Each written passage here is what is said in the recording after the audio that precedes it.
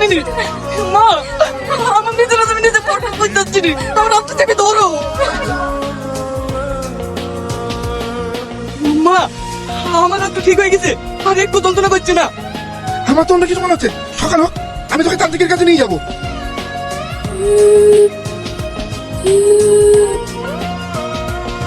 কি রে, কাল তো বলছিলি ভূত পেতে বিশ্বাস করিস না, আমরা নাকি চিটিংবাজ।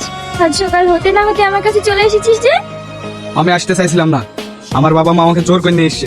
ওর কথা বাদ দাও, একটু দেখো না মা, কালকে ও হাত নিয়ে অদ্ভুত আচরণ করছিল। বস।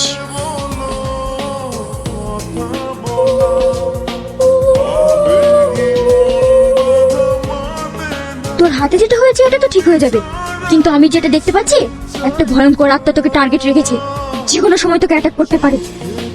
হাট! যত শোভা বলতে বল কথাবার্তা। এই জন্য আমি এখানে আসতে চাইছিলাম না। হয়তো আমার সেটা প্রবলেম, নাহলে না সমস্যা হতে পারে, এর বেশি কিছু না।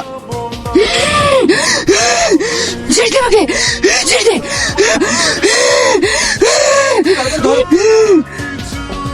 আলিয়া, এই ওর কি হয়েছে? খবরদার, তুই ওর কাছে যাবি না। এই সময় আলিয়ার কি হয়েছে? জানি ভাই, ক্লাস চলতে চলতে ওটা প্রফেসর গলা টিপে ধরে। আমরা কোনো রকমে ছাড়িয়ে ওখান থেকে ডাক্তারের কাছে নিয়ে গিয়েছিলাম। ওখানে গিয়ে আবার ডাক্তারের গলা টিপে ধরেছিল। এইসব থেকে আমরা এখানে নিয়ে আসলাম। ওকে আমি যাবো না, ওকে আমি সব দেবো।